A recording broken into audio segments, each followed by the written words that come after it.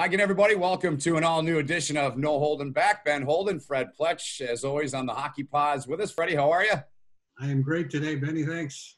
Clean look. Fred had the playoff beard going, but felt the need to shave, so he's got the clean look. I'm sure that'll come back here over the next few months. Our guest today is Jason Bacashihua, the bottom of your screen. Cash, how are you? Good. How are you guys? Good, man. It's only been about 9 years since we've seen each other and talked, and we were together in the American League riding the buses, and Freddie's had a few of his former teammates and guys he's worked with in the league as well back in his day in the league, and it's a thrill to have you on, bud. It was always great talking with you and hearing the good stories you had. So I'm going to start it out with basically setting Freddie you up. You and Cash go way back to the beginning of his career. Tell us the story. Well, he was, I think, Cash, you were coming out of the Honey Baked organization back at the turn of the millennium. And I was the coach, or I hired the coach of the Chicago Freeze, the North American Hockey League, Guy Perron. And Guy was able to get you to Chicago, more specifically Geneva, Illinois, in the western suburbs. So was that really the first time you had to leave home and start chasing the dream? That was it. With Dan Lerg being our coach there in Honey Baked, he was the one that really gave me my first shot at playing AAA hockey. And then, once I got into AAA hockey, it just kind of took off for me from there. I was able to play with the Freeze in the North American Hockey League, had 2 great seasons with them, and it just everything kind of just blew up for me once I got that opportunity. So it was great. I mean, when I went to Chicago and met Guy and the coaching staff there, at the time, Mark Davis was there too. So I was fortunate to get a chance to play under him. And even my housing family and the team, it was great. I mean, it was my first time leaving home at such a young age, 16 turning 17. And it was great. I fit right in. The organization was perfect, and there was no troubles for myself, which made it a lot easier as a young guy leaving home to be able to play hockey still. I know 1999, my first year as commissioner, the CompuWare Ambassadors, coached by Mike Vellucci, won the national championship. And then, was it your first, must have been your second year, the national junior championship was held at Fox Valley Ice Arena. And I remember that game, the semifinal against Omaha, the Omaha Lancers, and a future NHLer, Keith Ballard, scoring in overtime. You must remember that game pretty vividly. Oh, I remember that one. And I played on some USA teams with Keith, and he was always sure to remind me of that game. But yeah, I definitely remember that game. It was a busy night for me, and we were fortunate to host that year and make kind of a run. I think we surprised a lot of people there and taking. I think Omaha was the powerhouse that year, and we took them down to the wire and I think it was overtime, and they won 3-2, I believe, and it was a lot of fun. I mean, it was a great time for us as players and coaches, and it was huge for the city and organization to have that going on at Fox Valley there. Another goalie in that tournament, Ben, for the Texas Tornado, Al Montoya, who was also a first-round NHL draft pick. Yeah. You at one point were going to Michigan too, weren't you, Jay? Correct. I had a verbal commitment with them after the year in Chicago. And after talking with my agent and family and whatnot, we were just trying to figure out the best option for me. And at that time, after speaking with my agent, I think it was best for me to opt myself into the draft. After speaking with my agent, he was telling me I'd either go late first round or early second, and I was happy with that. So when it was all said and done, I decided to do that and not pass on the opportunity at Michigan. I obviously was a Michigan guy growing up, would have loved to have gone there, but at the time, it was the better option for me as a player, so we decided to go that way. And luckily, I was drafted by the Plymouth Whalers in the OHL last round I forget what number it was, but it was funny looking at the card on the Plymouth Whalers because it said first round draft pick in the NHL and last round pick in the OHL draft. So we always had a good laugh about that. Who was the scout that missed on that, man? I know, right? Well, I think Bellucci actually was the coach when I was in Plymouth, so I think he got kind of a sniff of what was going on with me, maybe not actually going to Michigan and opting in. So with their last draft pick in the last round, I think they just kind of gambled, and it worked out for the best. Well, you played 1 year there, 26 and 12 and 7. And 01-02. Who were some of the notable guys you played with on that team, Cash? Oh man, Steven Weiss was one of them. Chad LaRose, Damian Surma, Chris Benarski. We had a really talented hockey team that year. Unfortunately, we ran into Rick Nash and the London Knights in the first round, and they beat us in 6 or 7, I believe, and knocked us out of the first round. But we had a lot of talent that year. Mike was our coach. He was a great coach for the team, and I want to say he's still doing stuff with Carolina, maybe. I believe he is, right, Freddie? Okay. No, he left the Carolina organization. He went back with Jimmy Rutherford to the Pittsburgh organization. Okay. Oh, okay. I think he's coaching Wilkes-Barre in the American League now. But I'm always thinking at some point Mike Vellucci is going to get a shot as a head coach of the NHL. Yeah. And he should. I mean, he's done a great job with almost every organization you could think of that he's been with. Yeah, he wins wherever he goes. Yeah. Yep. So you know, like I said, he was the coach. We had a great time there. We had a lot of great players on that team. It's just we ran into that Rick Nash guy, and he was able to put some pucks by me, and they beat us in 6 or 7, I believe. Well, as we know, London's been good for an awful long time, and they still are in that league. So, as Freddie said, with Chicago, it was the first time you went away from home. You came back home for a year, and then you embark on the pro career. Walk us through signing and all those things that took place once you left Plymouth to embark on the pro career, Cash. Yeah, well, it was a crazy summer with everything happening. Obviously, I got to go to the draft there, and it was in Florida at Fort Lauderdale. You know, I had mom, dad, a really close friend of my dad's who's like a second dad for me. He came there. I had my agent, my uncle showed up. So it's pretty cool to experience something like that as a teenager player, to actually get to go to the draft and sit there and hear the names called, and then you get your name called, and you just try not to fall down the steps as you're walking down them.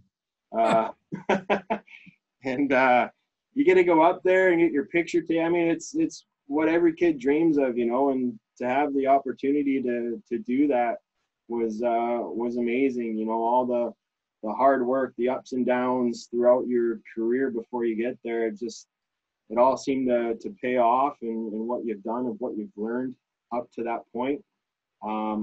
To be able to go up there and put that jersey on and get your picture taken, it was all just so crazy at the time. And from that point on, it was great. I mean, do this, do that, sign this, sign that. You know, I'm not used to all that stuff. So yeah, it was an amazing time, and it was a great experience for me. And like I said, you wish everybody that plays hockey got the chance to do that. So I was very fortunate to be drafted by the Dallas Stars in the first round and get to experience that.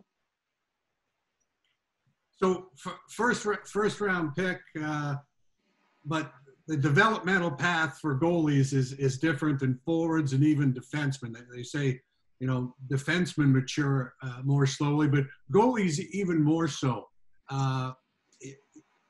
At that time, when you're a first rounder, are there expectations that things are going to happen a little more quickly than perhaps they sometimes do? Well, I think with being a first round pick, you got a little more pressure on you just to perform at the top of your level every single day. As a goalie, you know, I think developing a goaltender does take longer than a forward or defenseman. you know, the positions changing every single year. It seems like, you know, goalies are getting faster, they're getting bigger, they're more athletic than back in the day. So to have a first round draft pick, I believe, in a goalie, you don't just kind of want to throw him in the net and say, good luck, kid, you know. That's the way it used to be for years and years. Yeah, that's what it used to be, right? But I think that's why these goalies now are so good, because these teams, they don't rush them. They'll draft them. They'll let them play a year or two in juniors. They'll let them be the number one guy and take their team to the playoffs. And then it's like, okay, you've done that. We're going to move you up to the East Coast or to the American League. We're going to give you some years there. You know, my first year, my goalie partner was Corey Hirsch. So I was 20, 21 at the time. Here's a guy that's, you know, 13 years older than I am. So he was able to mentor me. I was able to learn from him. And then after that first year, myself and Mike Smith came along. So now you had two young guys. So I was able to take that year with Corey Hirsch, learn a lot from him, and build that into next year, and so on and so on. So, yeah, I think it's really important that, you know, as for goalies, you don't just throw them in and say good luck. It takes 3 or 4 years for most of us. You might come across that one guy or two guys that can step in and do the job right away. But I think it's important for these guys to learn. You know, you got the right goalie coach working for them. Maybe this goalie coach doesn't work with his style. So you try to bring somebody in to help with that style. I mean, it's not a hurry up process to get these goalies in the league. If it's a first round draft pick, second round draft pick, you want to take your time with them and build their confidence, build their mental part of their game before they actually step in and play with the best players in the world. Well, you got the mentoring there. Talk to us a little bit about, you know, getting in and starting to play. And you started things off with Utah there, and then you moved your way up. They switched over to an American League team, or they were an American League team then. Talk to us about those years, your first years as a pro. Yeah, I was in Utah Grizzlies. They were American Hockey League at the time. Yeah. So I got to spend 2 years there with them. See how professional hockey was. It was tough because we were in Utah, so everywhere we traveled, we had to fly. And some days, you know, we were doing the 3 games in 3 nights, and we would play 2 at home on a Friday, Saturday, and then play a Sunday afternoon in Chicago against the Wolves. And we would actually beat our equipment to the ice arena. So we would be at the ice arena sitting there waiting for our gear to show up, and it would show up, you know, 40 minutes, 30 minutes before warm-ups. So it was definitely crazy, games like that, the 3 and 3 nights, especially being in Utah. But it was a lot of fun. I mean, my 2 years in Utah, we had a great group of guys. You know, Jim Montgomery, he was our captain. He was just Coach Dallas. So and I know he was in Maine before that, doing some stuff, but he was our captain. He was a great guy. He just kind of showed the young guys the way, you know. And Mark Watton was our another one of our captains. So he was a good guy. Kind of took the young guys under the wing and showed them around. And you know, I had the 2 years with them, and then got traded over to the Blues organization, and that's actually when I got my first real shot, you know, of playing an NHL regular season game there. Yeah, 2005, 2006. You played in 15 games. I have. First game, what was that like? Who was it against? What do you remember vividly about it, Cash? Yeah, it was pretty surreal. I mean, I backed up a couple games with Dallas, but never started. And, you know, at the time in St. Louis, we had a couple goalies get hurt in front of me, and I was the third guy. So I got the call. It was against the Flyers at home. So when I got the start, I was on the phone right away with Dad, and, hey, I'm getting the start against the Flyers. Him and my goalie coach at the time came down, made it in time for the game, watched the game, and It was funny because with everything happening, now being on lockdown, we were cleaning out some of the cupboards here at the house, and we came across 10 to 15 games that we had. So I was kind of running through them, and I watched that one the other night. So, cool. But yeah, it's every kid's dream, to make it to the NHL and to play. And it was incredible. I mean, you look back on the years and it doesn't seem so long ago, but it is. But it was a lot of fun, and you play against some great players, you play with some great players, and I just enjoyed the ride the best I could, and got a lot of great opportunities with the USA programs too, for the World Championships and whatnot. But yeah, I mean, it was crazy to get that first start, and you try not to be nervous. You try to go out there and play well, but you got your first start at home with 18,000 people in the stands watching you, so just try to make the best of it. Was Doug Waite with the team when you got called up, or had he been dealt to Carolina already, another Detroit area person? Yeah, no, Doug Waite was there. Yep, Doug Waite was there. We had Keith Kachuk on the team as well, another USA guy. But yeah, when I first got there, obviously being as young as I was, these guys were very helpful. It's, hey, here comes a kid. He's going to be our starting goalie now. Let's just try to help him out the best we can. I think in practice, those guys would actually just shoot it at my glove to give me some confidence instead of scoring on me all the time. And when, Cash, did you start? Well, first, let's go back and talk about your goalie coaches, your goaltending influences, because as you were growing up, it used to be put the kid in net and let him struggle and suffer through whatever happens and make sure he stops the puck. If he stops it, life is great. If not, well, we might ignore him for a little bit. But the position has really evolved thanks to goalie-specific coaching. When did that become a factor for you, where guys helped you with the position? And give us a few names. Well, when I was with Honey Baked, I had a guy come in named Stan McQuibb. Mm-hmm. He actually runs his own goalie clinics here in the Michigan area called Bandits. And he was a younger guy at the time. Still is, if he's watching. But it was very helpful to have someone like that, and he worked with me all the way up through Chicago, through the American League, even when I was with St. Louis. And, even to the day I went over into Germany, we would work in the summer still. The thing with him was he would change his coaching style with the type of goaltending that was going on at the time. He would take your size or your style and not change it. He would work with it to make you better. He wouldn't say, hey, I know you're a butterfly goalie, but Cash, you're kind of small. Maybe we should work on more of your stand-up short sides, or you know what I mean? He would take what you got and work with it. So instead of playing so deep like I was, he would tell me to take a few more steps out and challenge a shooter, to make him miss that net.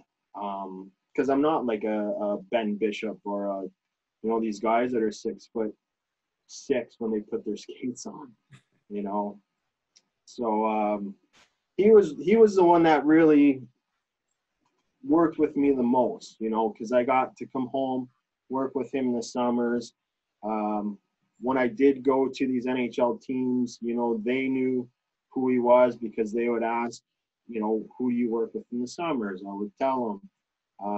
We had videos of myself working with him, so I could show these NHL goalie coaches that were with me at the time what I was learning, and if they liked what they saw, then they could keep on working on it with me and whatnot, and things like that. So I got to give Stan a big shout out, because like I said, he was the one that really worked with me a lot.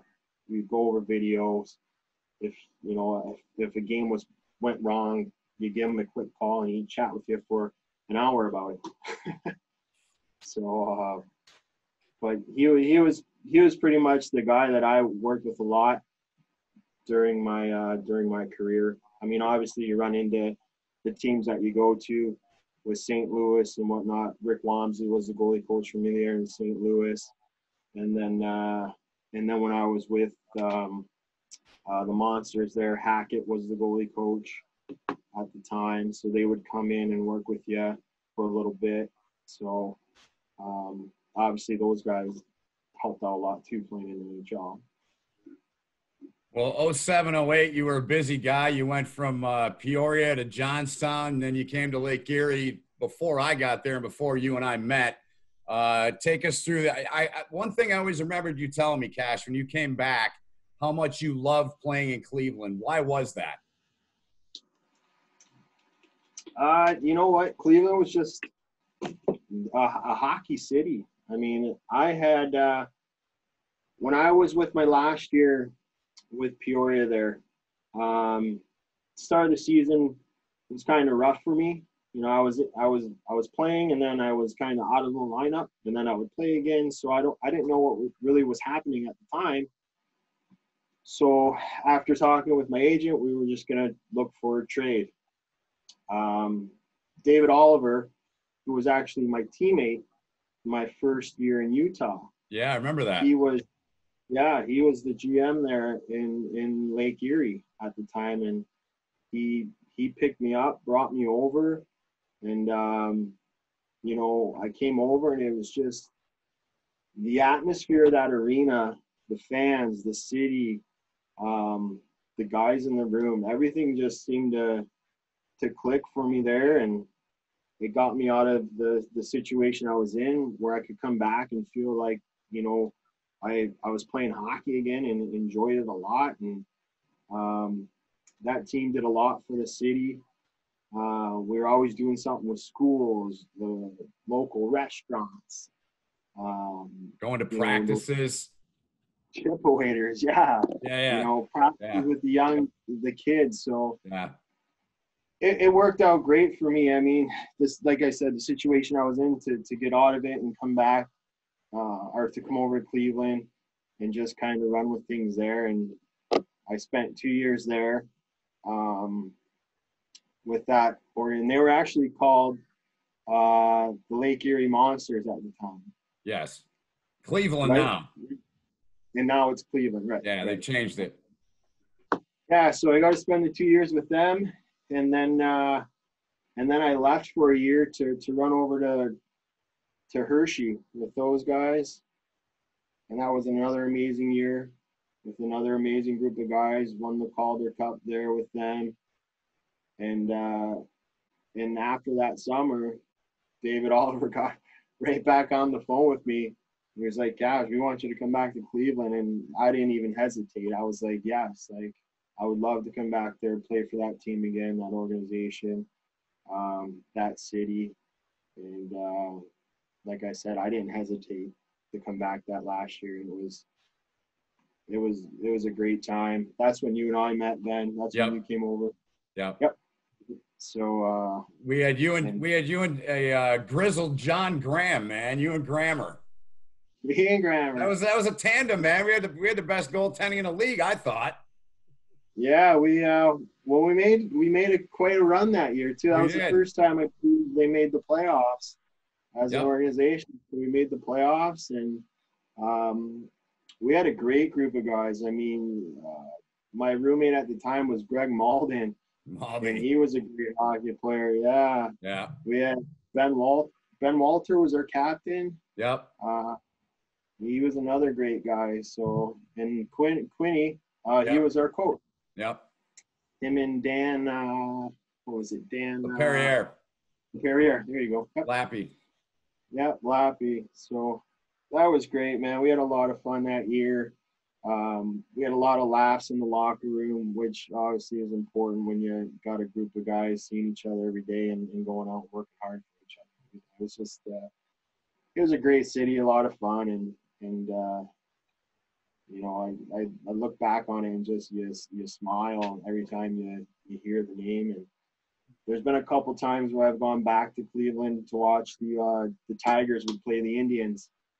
So Sarah Jameson, she still works for the team.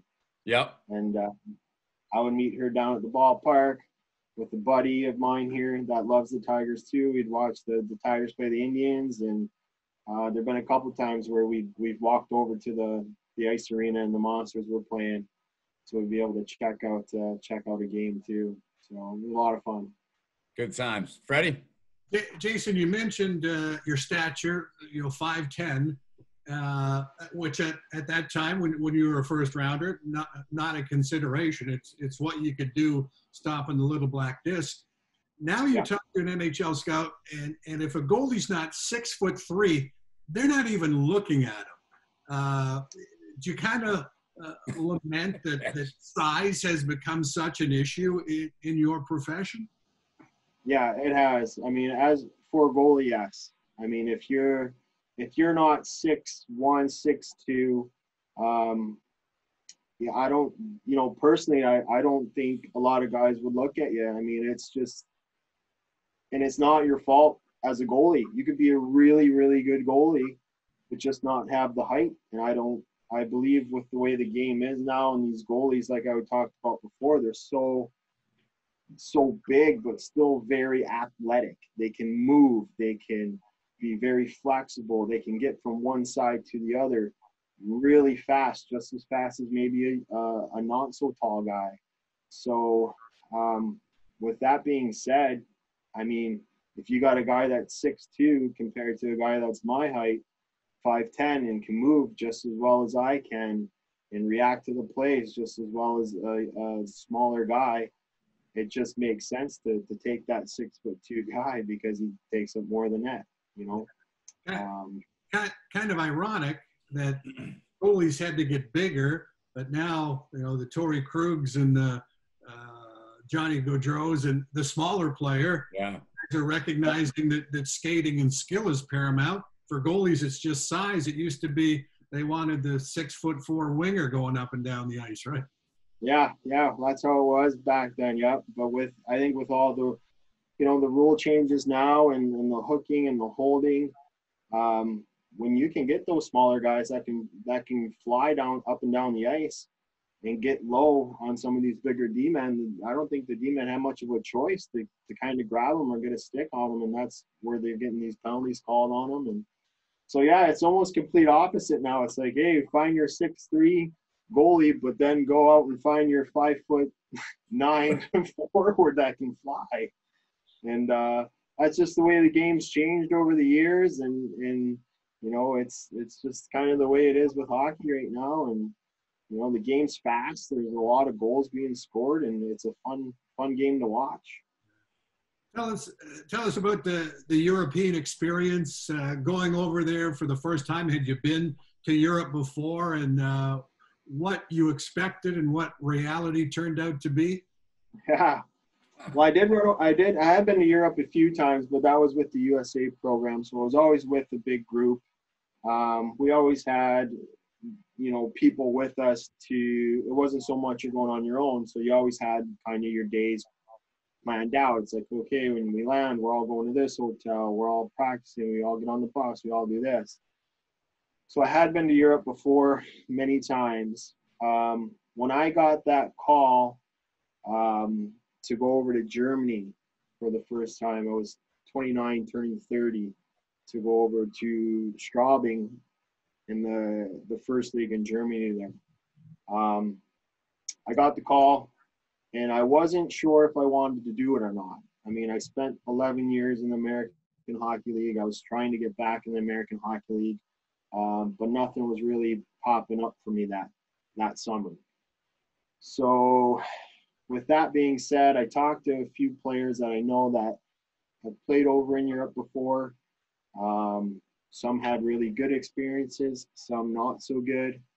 And with myself being 29, 30, I still wanted to play the game. And I said, you know what, I'll do it. And, my agent always said too, Cash, if you go over there and don't like it, You can always come home. You're not stuck over there. You just tell them it didn't work out for you. I'm sorry, and off you go. But I'll tell you what, for me, it's one of the best decisions I've ever made. I spent 3 years in Straubing, and I won't regret it. I mean, it was awesome to go over there. You meet a lot of good players, other North Americans that are on your team. Their hockey style is very similar, but the atmosphere is very different. Imagine playing an ice hockey game in a soccer stadium with all the fans just nonstop cheering and the drums going. It's awesome to play in front of. And I spent 3 years in Straubing, and then I went over to the Slovak League and spent a couple of years over there. Won a championship with them, which was another unbelievable experience.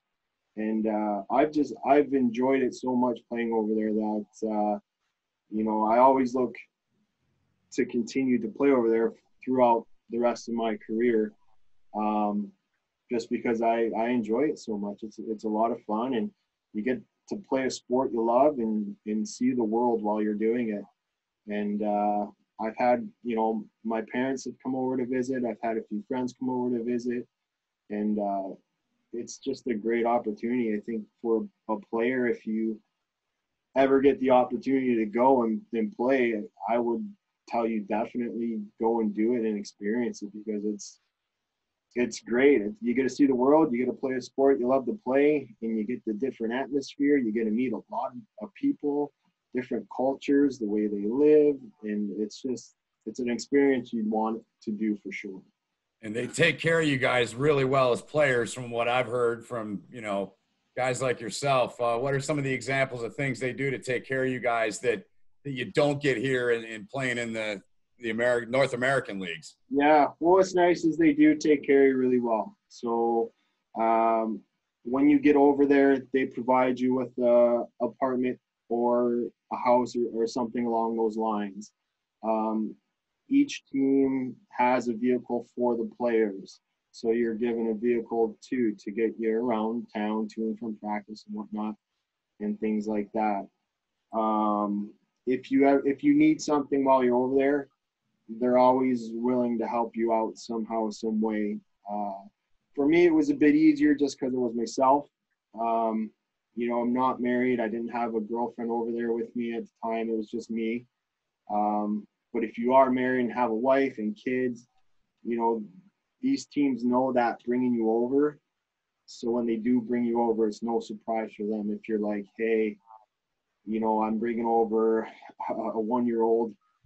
I need a crib. Okay, well, hey, go out, get yourself a crib, give us the receipt, and we'll reimburse you. Some things like that might happen over there, just because they want you to feel comfortable and not have to worry about things off the ice, because they're obviously bringing you over there to perform on ice. Yeah. So it'd be things like that. It's nothing huge, but it's nice that when you go over there, hey, this is where you're going to stay. Here's your vehicle to get you through practice. We know the travel is long for you. Take 3 days to get adjusted, and we'll see you at practice on Monday. What? All right. What's the best kind of car you had over there, man? There's some sweet ones over there in Europe.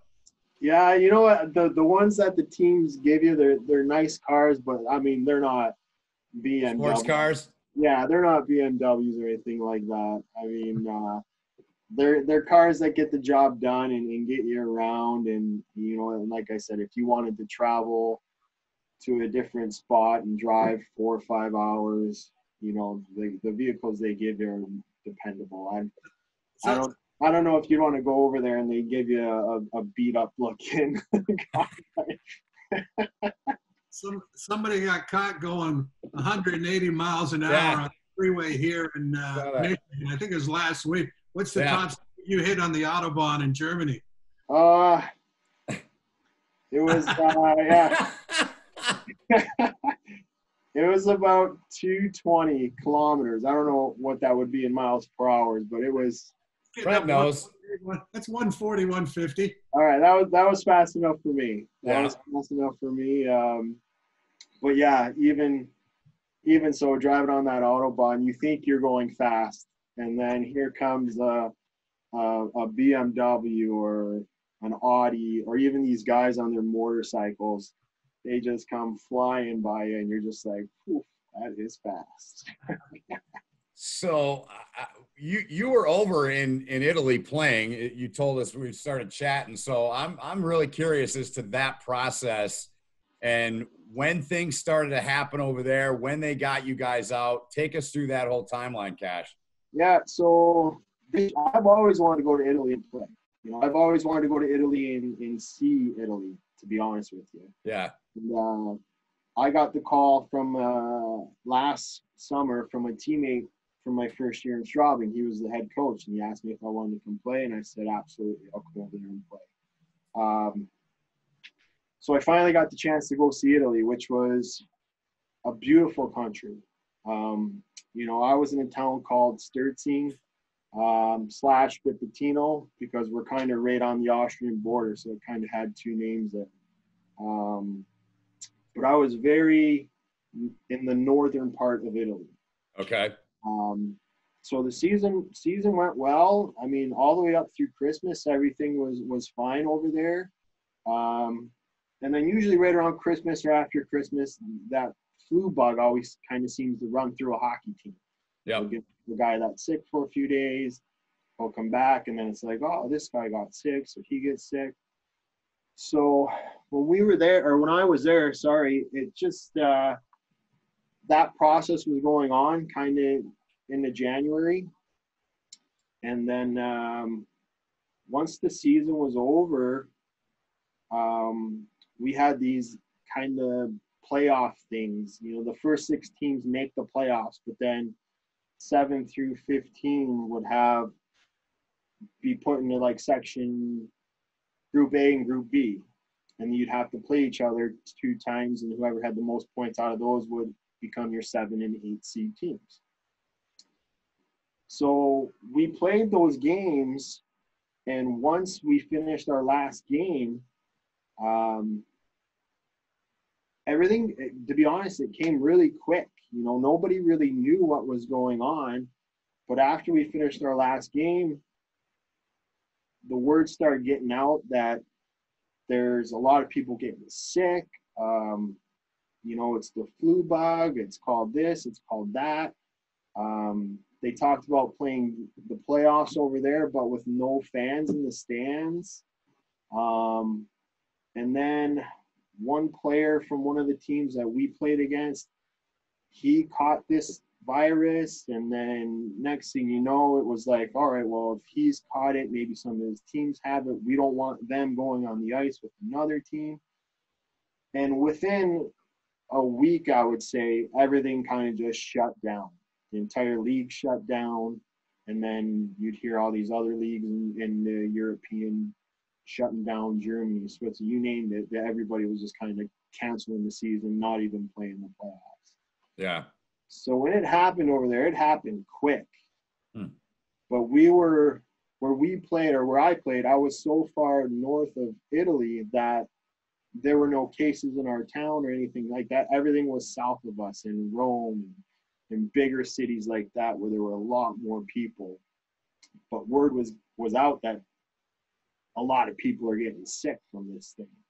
And the hospitals were just being overwhelmed with people. There was no room for all these people in these hospitals. So when word got out that this was really bad, our owner, our GM, he said, look, we're going to get you North Americans out of here as fast as we can so you guys can get home without having to worry about being stuck over here if they're closing up all the borders. Yeah. And so we had our flight changed to a Friday. It was Friday the 13th. Yeah, of all days. Of all days. And that was the final day that Trump put the ban on European flights coming over at midnight. Yeah. my flight arrived that Friday night at 7:30 back in Detroit. So myself and my teammate, who was also from Michigan, we made it home in time. When we were running through these airports in Munich and in Amsterdam, we ran into 5-6 hockey players that we knew, just because everybody was trying to do the same thing. Everybody was just trying to get home and not get stuck where they were with all of this happening. So wow, it's just crazy times. I mean, it's crazy what's happening, and you know, for sports and everybody that's suffering from this, it's crazy to think that this is actually going on and whatnot. But all we can do is like what they say, just try to stay home the best you can, take care of yourself, and stay healthy, and just wait it out, because it is what it is. And I personally don't see it going away anytime soon. So it's still going to be a bit, but yeah, I mean, it was nice that we got to finish the season and everything over there. yeah. But it would have been nice to stick around after the season, because a lot of players like to do that too, to stick around and travel a bit while you're over there and then come home for the summer. But unfortunately, we weren't able to do that this year. Freddie? Well, talk to Cash about the technical side of the game and the work that Stan did with him.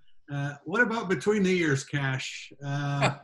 Psychologically, how far have you come in that area, and who's been most influential? Because it doesn't even have to be anyone who ever played the game or the position. How important is that psychological component to goaltending?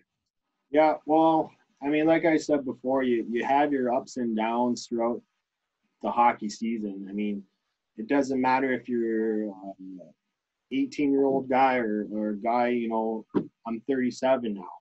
You still have the ups and downs, and you still try not to mentally mess yourself up somehow, some way.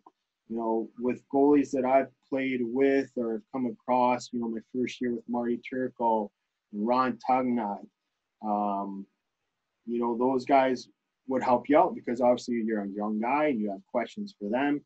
They've been around in the NHL. It's like, hey, how do you guys deal with this situation? You know, how do you guys deal with that situation?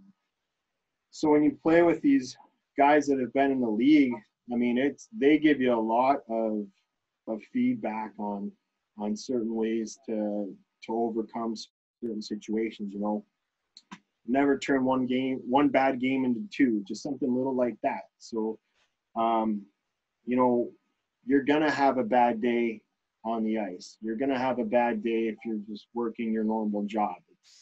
You're gonna have a bad day. It is what it is. Just try not to make that next day bad too. Say, hey, I had a bad day at work. I couldn't stop the puck. Tomorrow is a different day. You know, I'm gonna come into practice. I'll come to the rink early. I'll get on the ice 10, 15 minutes early. I'll ask one of the rookies to go out there and just kind of shoot the puck at your glove, and you watch it in your glove, or you watch it in your blocker. You know, something like that to where you're not really getting on the ice and thinking, oh God, here we go again. Like the first two shots go in, you don't want your shoulders to drop and your head to drop. You know, you want to be like, hey, those were two good shots. Okay, who's next? You know, try to have an attitude like that. You try to get on the ice every day with a purpose. If it's watching the puck in your body the whole practice, or shots that are on the ice, trying to get your stick on it, deflecting it into the corners.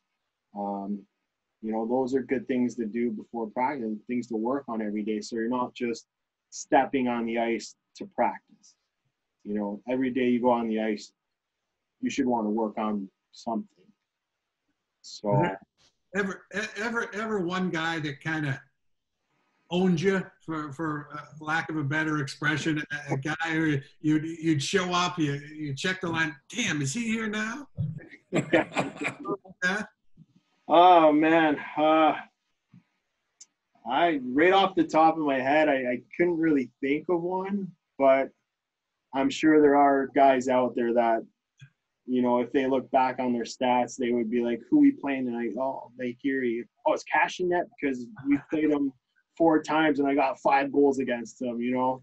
I'm sure there's players that have done that, but I couldn't tell you right off the top of my head. You know, every game I would go into, I wouldn't try to think that, because as soon as I see them on the ice or with them with the puck, I would be like, oh no.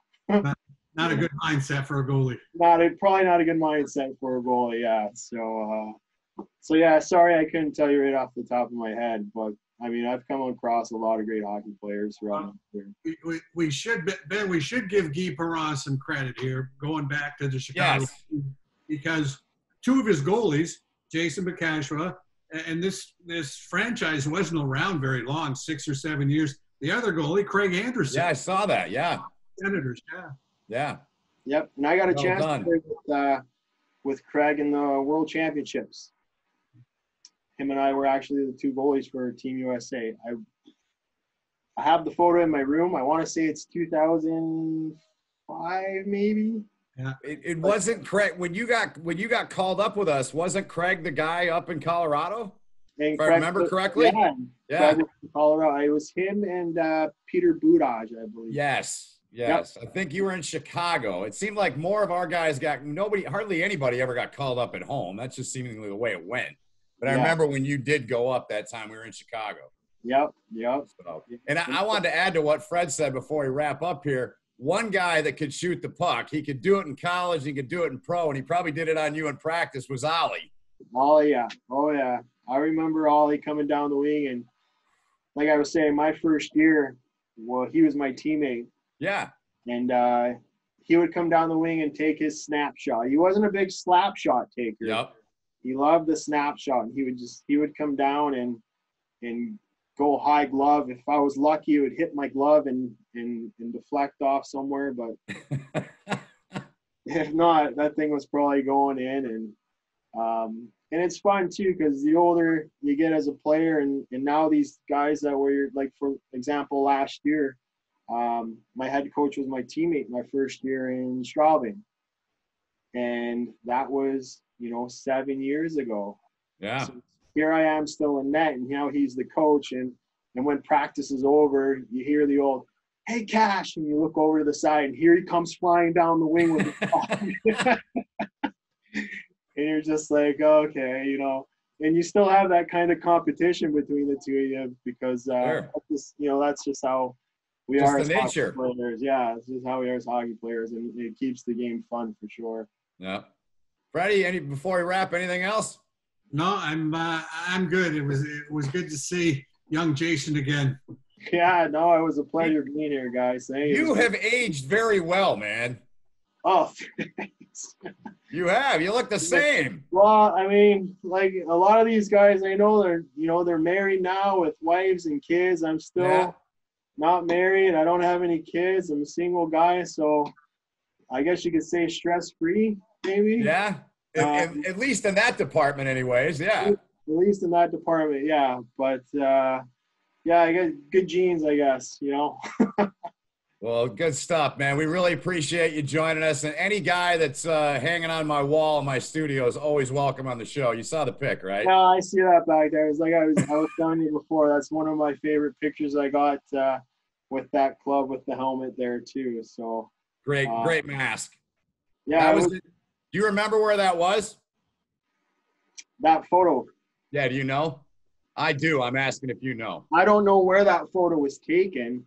I got it sent to me. I forget who was in Abbotsford was their radio guy, but he sent that to me. Oh, That's okay. when we got it. Okay. So it was in my son's room, which is now kind of a workout room, and my girlfriend uses it for clothes, so his room is no more. So I figured I'd put it on the wall of fame, Cash. Yeah, no, it was like I told you, it's one of my favorite pictures. Yep. I've been cleaning out some old hockey stuff too, and I've come across a lot of photos that I just look back on and just like, oh, I remember that. But I'm sure a lot of people are doing that at this time right now. Yeah. Well, we really appreciate you taking some time, man, and hopefully you get to continue on with a career once this stuff gets over. And always a pleasure talking with you. Always enjoyed it. You're a good man, and I wish you the best, and thanks for doing this. Freddie? Thanks, Yeah, thanks, guys. It was a lot of fun. Thanks for having me. Stay healthy. And like I said, we'll see what happens for next year. Hopefully, I got a couple of years left in me and can enjoy the game a bit more and just go from there. Awesome. Jason Bacashihua, our guest here on this edition of No Holding Back. For Fred Pletsch, Ben Holden, and for Cash, we'll see you next time on an all-new edition.